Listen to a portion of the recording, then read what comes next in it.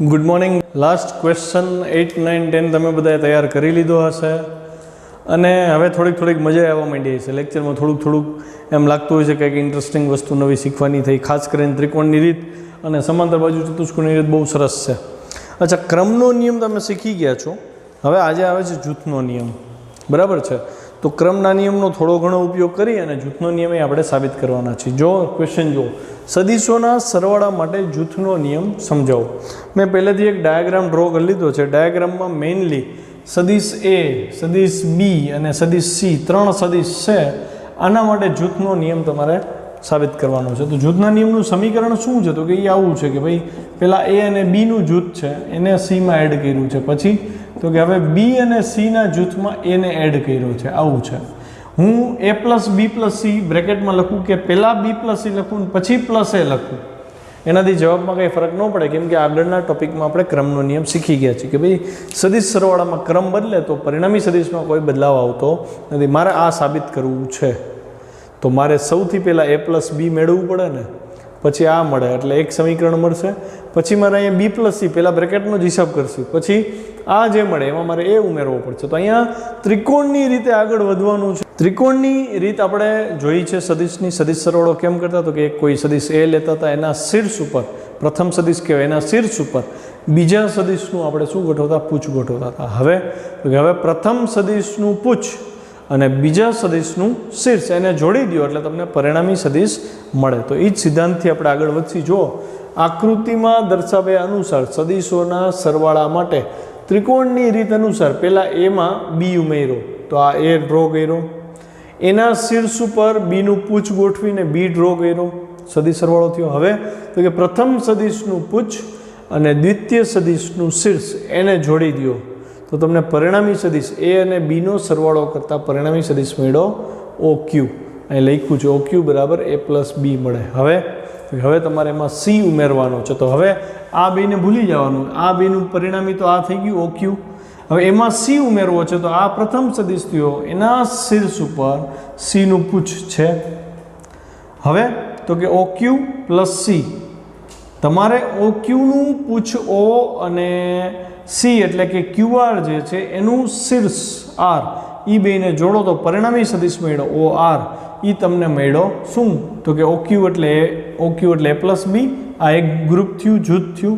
એમાં તમે ઓ QR add કર્યો એટલે a પ્લસ બી બ્રેકેટમાં અને પ્લસ સી એટલે જ્યાં ઉપર લખ્યું ને a plus B plus C એના માટે લખ્યું. જો ઓ ક્યુમાં સી એટલે કે ક્યુઆર ઉમેરવામાં આવે તો ઓ આર, ઓથી આર બરાબર ઓ ક્યુ પ્લસ ક્યુ આર. સમીકરણ સમજાય છે?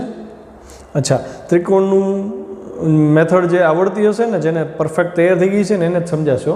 ન થયું હોય ને તો ફરીથી એકવાર એ લેક્ચર ચેક કરી લ્યો અને પાકું કરી લ્યો. OR એમના એમ ઓ ક્યુ એટલે શું છે? ઓ થી ક્યુ છે તો કે a પ્લસ બીનો સરવાળો હતો ને એટલે અહીંયા ઓ ક્યુને બદલે a plus B plus C. જો મને ડાબી બાજુ મળી ગઈ, ડાબી બાજુ શું છે? ઓ આર થઈ અવડિયા. આ સમીકરણ એક થયું. હવે તો કે જમણી બાજુ જોઈ છે મારે ફરીથી આનો જવાબ ઓ આર જેટલો લઈ આવવો પડે. જો આ ઓ આર આવે તો બે સરખા સાબિત થાય. તો બી પ્લસ સી આપણે કરવા પડે. તો જો ધ્યાનથી હું પહેલાં બીને ઇમેજિન કરું, આ બી છે, પ્લસ સી કરવું એટલે બીના હેડ ઉપર સીનું પૂછ આવે તો આ સીનું પૂછ છે અને આ સીનું શીર્ષ છે. તો બી પ્લસ સી કરવું હોય તો પ્રથમ સદીશ હવે બી થયો, બીનું પૂછ લેવાનું, સીનું શીર્ષ લેવાનું. તો પૂછથી શીર્ષ તરફ મને આ મળ્યું. જો અહીં લખ્યું બી પ્લસ સી. તો આ બી પ્લસ સી થયું. બાકીની ડાયાગ્રામ ભૂલી જવાની, આ ત્રિકોણ ધ્યાનમાં રાખવાનું. આ બી, આ સી, તો પરિણામી સદીશ બી પ્લસ સી થયો. તમારે હવે એમાં ઉમેરવાનું છે શું? એ. હવે હું a plus B plus C કરું કે બી પ્લસ સી અને પ્લસ એ કરું, કાંઈ ફરક ન પડે. એટલે મેં શું કર્યું? બી પ્લસ સી હતો ને એને એમાં ઉમેરી દીધો. તો બી પ્લસ સી તો આ હતો, એને એમાં ઉમેરવું એટલે એના શીર્ષ ઉપર બી પ્લસ સીનું પૂછાયું. જો આ A plus B plus C થયું ત્રિકોણની રીત. અને પરિણામી સદીશ પાછો શું મળ્યો? O R. એટલે વળી હું એ કહીશ ને કે ઓપી વત્તા પી આર બરાબર ઓ આર. ખ્યાલ આવે ને? વળી ત્રિકોણની રીત થઈ. જો અહીંયા હવે બીમાં સી ઉમેરો તો પી આર મળે. એટલે પી આર આપણે લખ્યો બી પ્લસ સી. પી આરમાં એને તમારે એવી રીતે ઉમેરવાનો છે જેથી એની લંબાઈને દિશા બદલે નહીં અને એનું શીર્ષ પી આરના પૂછ પર આવે. એકના શીર્ષ પર બીજાનું પૂછ એટલે એ સદીશ સરવાળો થયો. ઓકે, તો હવે ઓ આર બરાબર તો મેથેમેટિકલ ટર્મ થઈને ઓપી પ્લસ પી આર અહીં દેખાય ને. આ ઓપી અને પ્લસ પીઆર, તો પરિણામી OR થયું. તો ઓપી એ છે આપણો અને પીઆર અહીં મળ્યું હતું આપણને બી પ્લસ સી, તો હું અહીં બી પ્લસ સી લખું એટલે એ પ્લસ બી પ્લસ સી મળ્યું, આઈ OR મળ્યું. તો સમીકરણ 2 કહી દીધું એને. આ સમીકરણ 1 છે, બેની ડાબી બાજુ જુઓ સરખી આવી અને બે સરખી આવે તો હું લખી શકું ને કે 1 અને 2 પરથી એ પ્લસ બી બ્રેકેટમાં plus C is equal to A plus B plus C બ્રેકેટમાં આ બે સરખા થાય, એટલે કે જૂથના નિયમનું પાલન થાય. ટેક્સ્ટ બુકમાં આ ક્વેશ્ચન આપ્યો નથી, પણ આને રિલેટેડ MCQ પૂછાય છે એટલે આ થિયરી આપણે અહીંયા કરવી પડે. ક્વેશ્ચન 12 જોઈએ. સદીશોની બાદબાકી સમજાવો. જો ત્રિકોણની રીતે સરવાળા તો આપણે કર્યા, હવે બાદબાકીની વાત છે. બાદબાકી કેમ કરવી? તો બાદબાકી પણ સરવાળાની રીતે જ થશે. કેવી રીતે કરવું? તો કે આપણે એ વત્તા બી કરતા હતા ને, હવે એ માઇનસ બી કરવું ને, તો એમાં શું કરવું? તો કે જે સદીશ બી હતો ને એનો વિરોધી સદીશ દોરી નાખવો. વિરોધી સદીશ એટલે શું? તો કે બીના મૂલ્યનો જ પણ બી જે દિશામાં જતો હતો એનાથી એક્ઝેક્ટ વિરુદ્ધ દિશાનો સદીશ લઈ લેવાનો, એટલે એને કહેવાય માઇનસ બી. હવે ત્રિકોણ સરવાળાની રીતે સદીશ એના શીર્ષ ઉપર સદીશ માઇનસ બીના પૂછને જોડી દો, ત્યારબાદ એનું પૂછ અને માઇનસ બીનું હેડ એને જોડો અને જે સદીશ મળે એ આપણને એ માઇનસ બી મળશે. આમ જો તો બહુ નાનો ટોપિક છે, પણ ક્વેશ્ચનમાં સમાવેશ એટલે કરી લીધો કે તમારે એને પાકું કરવું પડશે. જો સદીશોની બાદબાકીને સદીશોના સરવાળા સ્વરૂપે વ્યાખ્યાયિત કરી શકાય છે. બાદબાકી કરશું સરવાળો પણ થોડોક ચેન્જ કરશું. શું? તો કે બે સદીશો છે એ અને બી, એ બેનો મારે તફાવત લેવો છે, એટલે કે બાદબાકી લેવી છે. તો હું એમ કહી શકું કે એ અને બીનો તફાવત એટલે એ અને માઇનસ બીનો સરવાળો. કેમ કે એ અને માઇનસ બીનો સરવાળો કરો એટલે એ માઇનસ બી જ થશે, બાદબાકી જ થશે.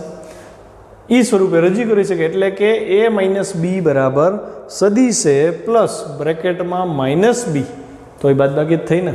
તો એટલે કરવું કેમ? જો આમ બે સદીશોની બાદબાકી એટલે એક સદીશમાં બીજા સદીશનો વિરોધી સદીશ. વિરોધી સદીશ એટલે માઇનસ વડે ગુણાયેલો સદીશ, દિશા એની બદલી જાય, વિરોધી થઈ જાય.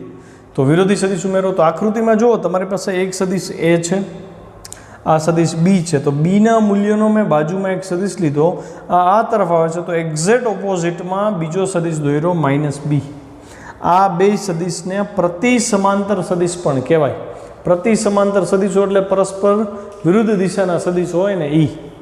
અચ્છા, વિરોધી સદીશ એટલે તો કે પરસ્પર વિરુદ્ધ દિશા હોય અને મૂલ્ય પાછા સમાન હોય તો એને વિરોધી સદીશ કહેવાય. ઓકે, તો આકૃતિમાં આકૃતિ એમાં એ બી અને માઇનસ બી આપણે દર્શાવી દીધા છે.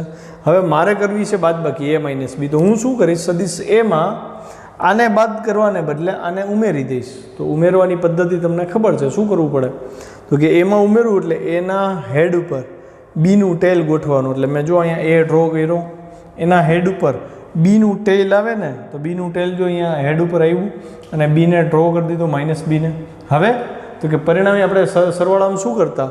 તો સરવાળામાં એવું કરતા, પ્રથમ સદીશનું પૂછ લેતા, દ્વિતીય સદીશનું હેડ લેતા, એ બેન જોડી દેતા. તો આને જોડી દીધું, તો આ રેડ લાઇનવાળો જે સદીશ મળ્યો એ આપણને એ માઇનસ બી મળ્યો, પરિણામી સદીશ એ માઇનસ બી મળે છે. તો આ થઈ સદીશ બાદબાકીની રીત. આકૃતિ બીમાં એમાં માઇનસ બી ઉમેરેલ છે, આ ઉમેરો, અને એમાં આપણે વર્ણન કરવાની હવે ડિટેલમાં કંઈ જરૂર નથી. સદીશ સરવાળા માટે ત્રિકોણની રીત મુજબ સદીશ આર બરાબર સદીશ એ પ્લસ માઇનસ બી થયું બ્રેકેટમાં, એટલે નેક્સ્ટ સ્ટેપમાં આર બરાબર એ માઇનસ બી થાય. તો આ થિયરી બહુ સહેલી છે, ફટાફટ થઈ જાય એવી છે. હવે બહુ અગત્યનો મુદ્દો, શૂન્ય સદીશ સમજાવો. શૂન્ય સદીશ કોને કહેવાય? શૂન્ય સદીશ એટલે એવો સદીશ જેનું મૂલ્ય શૂન્ય છે, મતલબ એની પાસે કોઈ લંબાઈ નથી, તો આવા સદીશને શૂન્ય સદીશ કહેવાય. જો જે સદીશનું માન શૂન્ય હોય તેવા સદીશને શૂન્ય સદીશ કહેવાય. તો આપણને તરત એમ નહીં તો ભાઈ માન નથી તો એની દિશા ન હોય, પણ ના, અહીંયા શૂન્ય સદીશ કીધું છે, દિશા છે. અને સદીશ શું કામ કહેવું પડે એ સમજીએ. તમને જો નેક્સ્ટ મુદ્દો કહે છે કે કોઈ સદીશમાં તે જ સદીશનો વિરોધી સદીશ ઉમેરો. કોઈ એક સદીશ છે, ધારો કે હું એક સદીશ લઉં છું એ, તો એનો વિરોધી સદીશ શું થાય? માઇનસ એ. બે સદીશ છે ને, તો હવે સદીશ બાદબાકીનો નિયમ જે ભાઈને આપણે શું કરી છીએ સદીશ બાદબાકી, તો કે સદીશ એ એના હેડ ઉપર બીજા સદીશનું પૂછ આવે એટલે આનું પૂછ લીધું અવળું, અને એનું હેડ પાછું અહીંયા જ આવશે ને, સમજાણું? તો એક અહીંયા આવ્યો ને પાછો અહીંયા આવ્યો, તો હવે પરિણામી સદીશ દોરવા માટે પહેલાંનું પૂછ બીજાનું હેડ લેવું પડે ને, તો પહેલાંનું પૂછને બીજાનું હેડ એક જ જગ્યાએ આવ્યું, એટલે અહીંયા કંઈક આવ્યું તો ખરા. શું આવ્યું એ? તો કે એમાંથી એ બાદ કરી નાખ્યું, એટલે અહીંયા જે વધ્યું એ શૂન્ય સદીશ થયું અને એની પાસે મૂલ્ય નથી. ખ્યાલ આવ્યો? તો આવા સદીશને શૂન્ય સદીશ કહેવાય. જો અહીં કર્યું a પ્લસ માઇનસ a બરાબર 0. 0 કેમ એવું ખ્યાલ આવે ને? શૂન્ય સદીશનું માન શૂન્ય છે, તેથી તેના માનને દિશા વડે દર્શાવી શકે નહીં. માન શૂન્ય છે તો એને દિશા સહિત તમે દર્શાવી શકતા નથી, તમે ખાલી આટલું જ લખી શકો 0 સદીશ. ખ્યાલ આવ્યો? ઉપરાંત કોઈ સદીશ એને શૂન્ય સંખ્યા વડે ગુણો તો એ સદીશ એ શૂન્ય થઈ જાય. મતલબ 0 ગુણ્યા સદીશ a કરવું, આ સંખ્યા છે, આ સદીશ છે, આ બેનો ગુણાકાર કરો તોય શૂન્ય સદીશ મળે. અચ્છા, શૂન્ય સદીશના ગુણધર્મ છે, કેવી રીતે એનું કામ કરે? તો હું કોઈ સદીશમાં શૂન્ય સદીશ ઉમેરું, મતલબ સદીશ એ છે એમાં મેં શૂન્ય સદીશ ઉમેર્યો તો સદીશ એ જ જવાબ આવશે. અચ્છા, પછી કોઈ આંકડો છે એને શૂન્ય સદીશ વડે ગુણો તો જવાબ 0 સદીશ જ આવશે, સદીશ જ આવશે. પછી કોઈ સદીશનો શૂન્ય સદીશ સાથે ગુણાકાર કરો તો એ જવાબ શૂન્ય સદીશ જ આવશે. ખ્યાલ આવી ગયો? તો હવે એ બહુ ઇઝી થિયરી હતી. હવે જે અઘરી થિયરી છે ને એ 14મી છે અને 3 માર્ક માટે IMP છે. એવું ઈચ્છીશ કે તમે મને લખીને આના ફોટા પાડી અને તૈયાર કરીને મોકલો મને, બરાબર? શક્ય હોય તો 2 વાર લખજો. અઘરી થિયરી છે અને આ થિયરી નહીં આવડે ને 14મી તો નેક્સ્ટ લેક્ચરના બધા ટોપિકમાં તમને પ્રોબ્લેમ. ક્વેશ્ચન નંબર 14, સદીશોના વિભાજનનો અર્થ સમજાવો. જો છોકરો થોડોક અઘરો કહી શકાય એવો ક્વેશ્ચન છે. તમને સદીશનું વિભાજન પૂછ્યું છે. વિભાજન એટલે એક સદીશ આપ્યો હોય એના તમારે ભાગ પાડવાના છે. એવા ભાગ નહીં કે વચ્ચેથી કટકા કરી નાખે, એમ નહીં. દિશા પ્રમાણે ભાગ પાડવાના છે. માની લો હું તમને એમ કહું કે એક સદીશ પૂર્વ દિશા સાથે 45 ડિગ્રીનો ખૂણો બનાવે છે, આવું આપણે ઇમેજિન કર્યું. એક સદીશ પૂર્વ દિશા સાથે 45 ડિગ્રીનો ખૂણો બનાવે છે, તો હું તમને એમ કહું એના 2 ભાગ પાડો. એવા 2 ભાગ કે એક ભાગ પૂર્વ દિશામાં જતો હોય અને બીજો ભાગ ઉત્તર દિશામાં જતો હોય, તો એ ભાગ કેમ પાડવા એ શીખવાનું છે, બરાબર? કોઈ પણ સદીશના ભાગ આપણે પાડી શકીએ. ભાગ પાડવા એટલે વિભાજન કરવું. જો આકૃતિમાં 2 સદીશો A અને B અહીં જોઈ શકો છો. 2 અલગ સદીશો છે, સમતલીય છે એટલે એક જ સમતલમાં હોવા જોઈએ અને અસમાંતર હોવા જોઈએ. એટલે આકૃતિમાં 2 સદીશ A અને B સમતલીય અને અસમાંતર છે. ત્રીજો એક સદીશ આપ્યો છે સદીશ R, જેને મેં OQ થી દર્શાવ્યો છે.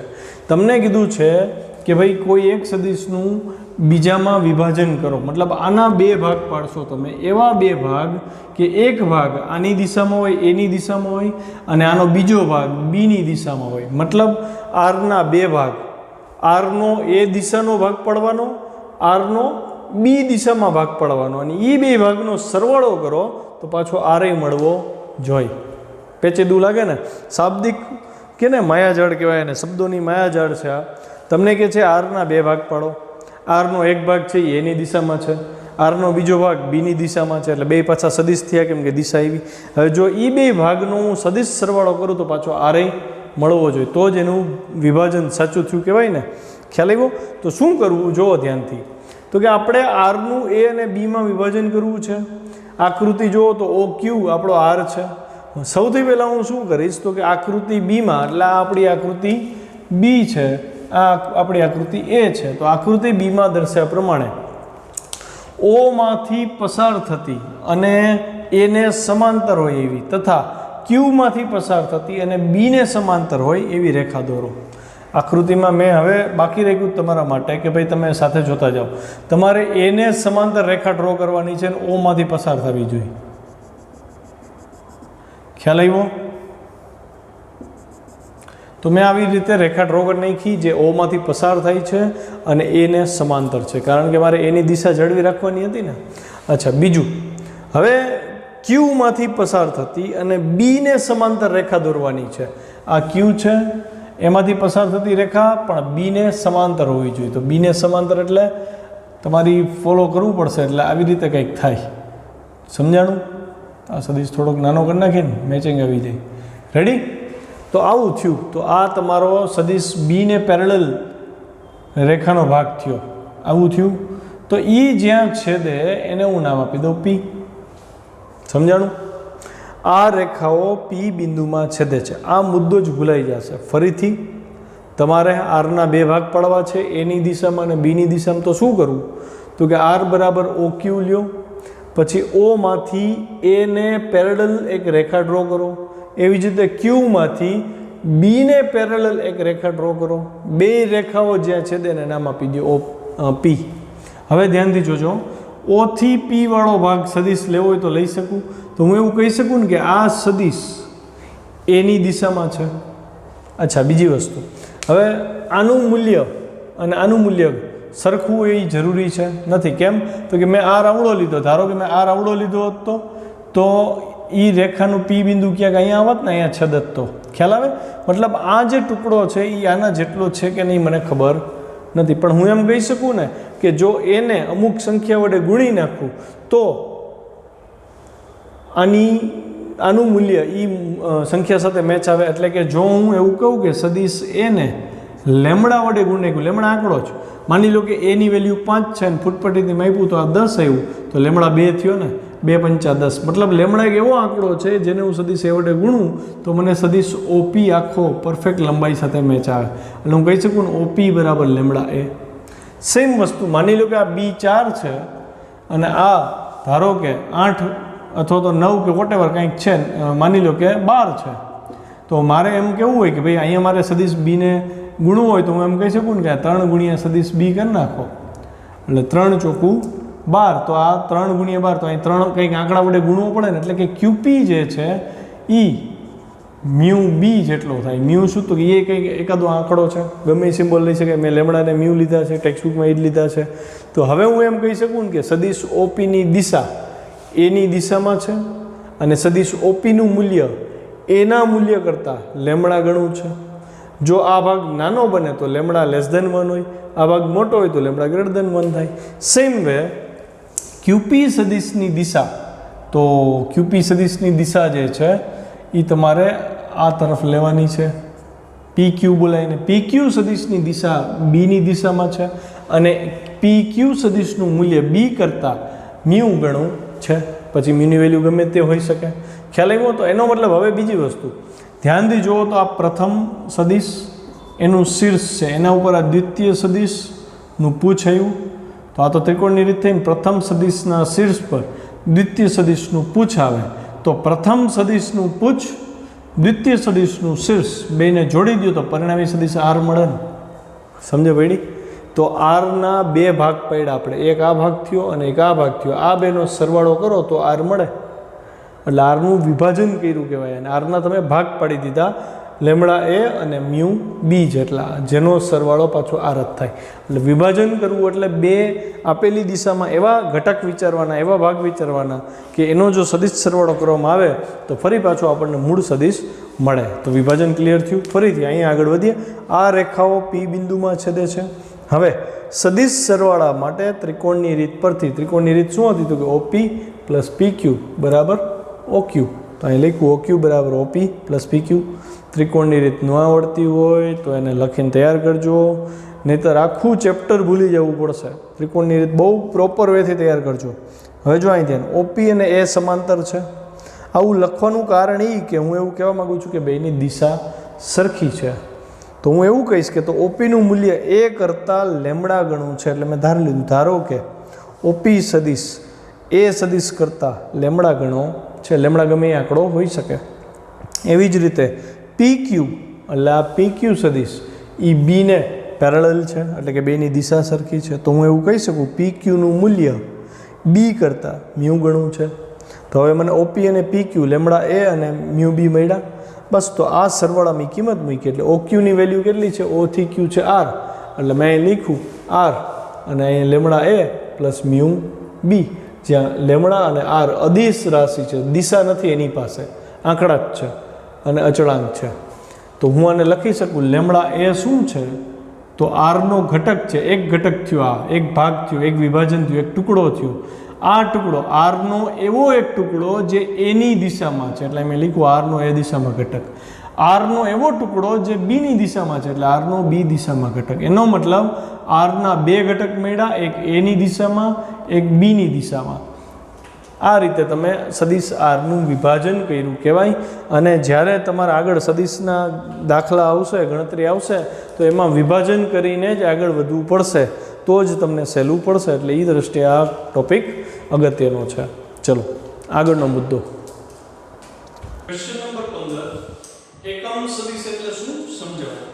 તો છોકરાઓ, એકમ સદિશ પહેલા મૌખિક સમજાય તો પછી થિયરીમાં આપણે આવીએ. એકમ સદિશ કોને કહેવાય? કે એવો સદિશ એની લંબાઈ માપીને એક એકમ આવે તો એને એકમ સદિશ કહેવાય. દાખલા તરીકે આપણે ઉદાહરણ દીધું કે 5 ન્યૂટનનું બળ લાગે તો આપણે એવું ધારી લેતા કે 1 સેન્ટીમીટર એટલે 1 ન્યૂટન.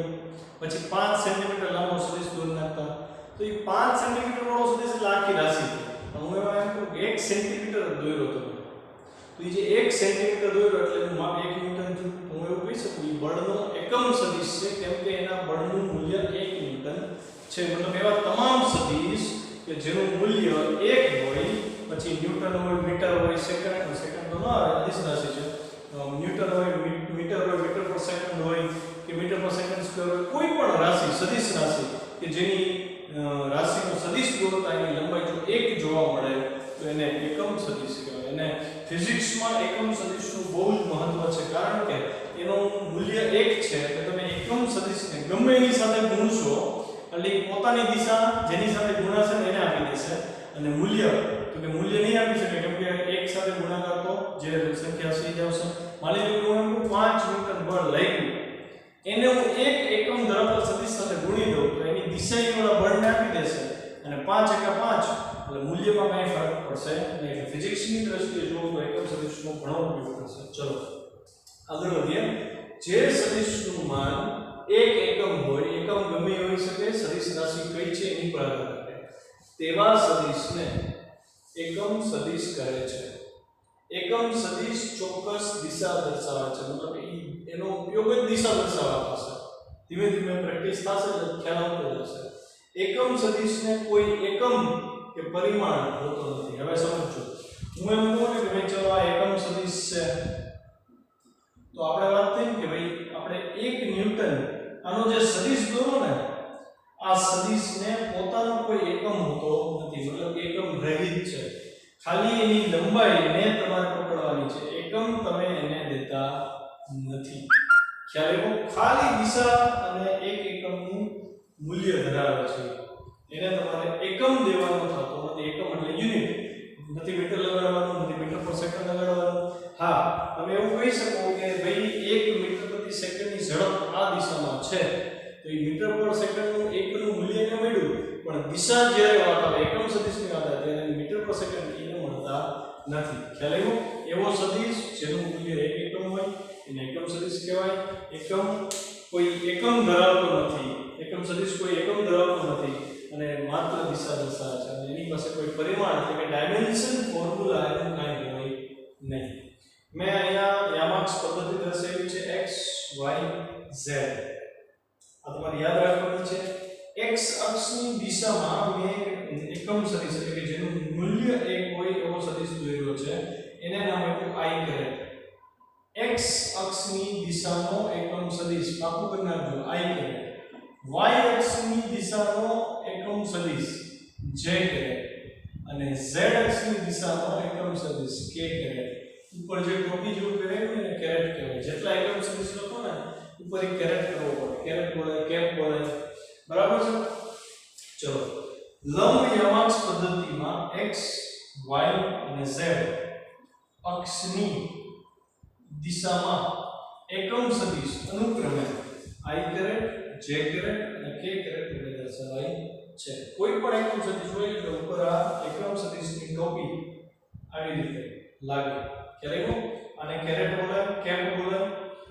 ફરીથી x અક્ષની દિશાનો એકમ સદિશ i કેરેટ, y ની દિશાનો એકમ સદિશ j કેરેટ, z ની દિશાનો સદિશ k કેરેટ. આનો મતલબ સમજાવું. હું તમને એમ કહું કે એક પદાર્થ 5 મીટર પ્રતિ સેકન્ડની ઝડપથી x દિશામાં ગતિ કરે છે. સમજાયું? તો આ તો મૂલ્ય છે, આ દિશા થઈ. મારે આ બેને ભેગા કરવા તો એકમ સદિશ આવે કામ. તો 5 અને અહીંયા 19 i કેરેટ થી. હવે લખીશ મીટર પર સેકન્ડ. મીટર પર સેકન્ડ આનો એકમ છે 5મો, એટલે ઝડપ છે, વેગ છે, ઉતરશે. અને i કેરેટ એટલે તમે ઇનડાયરેક્ટલી કહી દીધું કે ધન x દિશામાં જાય છે તો 5 i કેરેટ હવે જે જોવા મળે એનો મતલબ ઈ 5 i કેરેટ નો સદિશ ધન x દિશામાં છે જો હું આગળ માઈનસ લગાડી દઉં તો એનો મતલબ ઈ ઋણ x દિશામાં છે જો હું અહીંયા j કેરેટ લખું 5j કેરેટ લખું અહીંયા j કેરેટ થાત તો હવે તમને ખબર પડી ગઈ j કેરેટ એટલે y ની દિશાનો એકમ સદિશ છે એટલે એનું મૂલ્ય 1 થાય એટલે આ બેનો ગુણાકાર પાછો 5 જ થાય એટલે મૂળ રાશિના મૂલ્યમાં ફેરફાર નથી કરતો અને પોતાની દિશા એને આપી દેશે ખ્યાલ આવ્યો એકમ સદિશનો ઉપયોગ એવી જ રીતે k કેરેટ નો એકમ છે અને એકમ સદિશ છે z નો ત્રણેય એકમ સદિશ છે એટલે ત્રણેયના મૂલ્ય એક એકમ તો i કેરેટ નું મૂલ્ય એટલે માનાંકમાં આપણે સદિશના માનાંકને લઈ જઈએ આપણે એટલે મૂલ્ય મળે i કેરેટ નો માનાંક j કેરેટ નો માનાંક અને k કેરેટ નો માનાંક એટલે ત્રણેયના માનાંક ત્રણેયના મૂલ્ય ત્રણેયના મેગ્નીટ્યુડ 1 થાય અહીં જો મેં કોઈ એકમ લખ્યો નથી એકમ રહિત છે એકમ સદિશને દર્શાવવા માટે તેમને તેમના સંકેતાક્ષર પર એક કેપ લગાડવામાં આવે છે જેને કેરેટ થી વંચાય છે કોઈ સદિશ અચ્છા બીજી મેથડ ફરીથી યાદ રાખવાનું એકમ સદિશ બીજી કઈ રીતે વ્યાખ્યાયિત કરી તો કે કોઈ સદિશને તેના માન વડે ભાગી નાખો એટલે કે કોઈ એક સદિશ છે એના મૂલ્યથી ભાગી નાખો સમજાવું જો અહીં માની લો કે આ સદિશ a છે અને નીચે એનું મૂલ્ય લઈ લો આ બેનો ભાગાકાર કરો તો આની અંદરથી મૂલ્ય અને આ મૂલ્ય તો મૂલ્ય ઉડી ગયા કે નહીં ઉપર નીચે મૂલ્ય ઉડી ગયા વધ્યું શું ખાલી એની દિશા વધી માની લો કે આનું મૂલ્ય 5 છે આનું મૂલ્ય 5 જ હોવાનું એનું મૂલ્ય તો મૂલ્ય ઉડી ગયા પણ અહીંયા જે ઉપર એરો છે એટલે દિશા છે અહીં ખાલી દિશા વધશે ખાલી દિશા વધે એટલે મૂલ્ય કેટલું હોય તો કે 1 હોય અચ્છા એકમ રહિત શું કામ હતું તો કે આનો એકમ ઉપર માની લો કે 5 ન્યૂટન તો નીચે એકમ તો ન્યૂટન ઉડી જાય એટલે આ એકમ રહિત થાય લંબાઈની 1 એકમ હોય અને દિશા દર્શાવવામાં આવે એટલે કે કોઈ પણ રાશિનો એકમ સદિશ જોતો હોય તો તમારે ઈ રાશિને પોતાના જ મૂલ્યથી ભાગી નાખવાનું સદિશ b નો એકમ સદિશ જોતો હોય તો સદિશ b ના છેદમાં સદિશ b નું મૂલ્ય લખી નાખવાનું એટલે ઉપર નીચેથી મૂલ્ય ઉડી જાય ખાલી દિશા વધે તો જો અહીં લખ્યું દાખલા તરીકે ધારો કે a નો એકમ સદિશ n કેરેટ લીધો એકમ સદિશ છે એટલે મારે a નો એકમ સદિશ છે તો a ના મૂલ્યથી ભાગાકાર કરવો પડે જો n કેરેટ બરાબર સદિશ ઉપર આખો સદિશ આવે છેદમાં મૂલ્યવાળો સદિશ એમાં ખાલી મૂલ્ય છે તો ઉપર મૂલ્ય પ્લસ દિશા છે છેદમાં ખાલી મૂલ્ય છે એટલે એનું અર્થઘટન કરીએ તો ઉપર શું હતું કે મૂલ્ય અને પ્લસ દિશા બે વસ્તુ હતી એની પાસે મૂલ્ય છે દિશા છે છેદમાં શું છે તો કે મૂલ્ય તો મૂલ્ય ઉડી ગયા છે વધે 1 અને વૈધી દિશા તો 1 એકમનું મૂલ્ય છે અને એની પાસે દિશા છે તો દિશા ધરાવતો 1 એકમ વાળો સદિશ હોય એકમ સદિશ કહેવાય તો n કેરેટ બરાબર સદિશ એના છેદમાં માનાંકમાં સદિશ છે તમને આપણે ચર્ચા કરી આગળના લેક્ચરમાં માનાંકમાં ખાલી મૂલ્ય જ આવે અને દિશા ન આવે અથવા એની બીજી મેથડ એ હતી માનાંક એ લોકોનો સદિશ એ હતો ખાલી એ લખો તો મૂલ્ય જ થાય સદિશ એના છેદમાં a સદિશ ભાગ્યા સદિશનું માન એટલે એકમ સદિશ તો આ વ્યાખ્યા વાક્ય હોવી જોઈએ કેમ કે હું તમને કોઈ પણ રેન્ડમ સદિશ આપી દઈશ કે કહીશ કે આના એકમ સદિશની ગણતરી કરો તો તમારે કિંમતો મૂકવાની આવશે અને હિસાબ કરવાનો આવશે બરાબર આ સૂત્ર પરથી સ્પષ્ટ થાય કે સદિશ એને કરતા બનાવ્યો તો મોડ ઓફ એ આ બાજુ આવ્યો mode of A into n એટલે કે મૂલ્ય અને દિશા બેનો ગુણાકાર કરો તો પરિણામી સદિશ મળે સમજાણું ઉદાહરણ 5 ન્યૂટનનું બળ ધન x દિશામાં લાગતું હોય તો લખવું કેમ સદિશ સ્વરૂપે તો જો સદિશ અચ્છા પીડીએફ ફાઇલમાં અહીંયા છે ને એ લોકોએ અદિશ લખીને આપ્યું છે અને મેં કરેક્શન કરી દીધું છે સદિશ આવે અદિશ નો આવે અદિશ એટલે દિશા વગર માની લો આપણે ધન x ની દિશા આવી તો સદિશ લખવું પડે એટલે ઉપર મેં સદિશ એ ગઈ તો સદિશ f બરાબર તો કે એનું મૂલ્ય 5 અને એની દિશા ધન x અને પહેલા છે ધન x નો એકમ સદિશ i કેરેટ છે like 5 i કેરેટ થાય પછી બળનો એકમ લેવો પડે ન્યૂટન આ ન્યૂટન એકમ 5 મળે છે i કેરેટ માટે નથી તો અહીંયા આપણે આ થિયરી પૂરી થઈ છે આપણો લેક્ચર પણ અહીંયા પૂરો કરીએ અને પ્લસ મારે તમને હોમવર્ક આપવાનું છે હોમવર્કની અંદર પ્રકરણ 3 ના જેટલા ફોર્મ્યુલા આપણે તૈયાર કર્યા છે એનું આખું લિસ્ટ કરો ફરીથી બીજી વાર અને નવી તારીખ સાથે મને પાછું લખેલું WhatsApp કરો બરાબર છે આ લેક્ચર પૂરું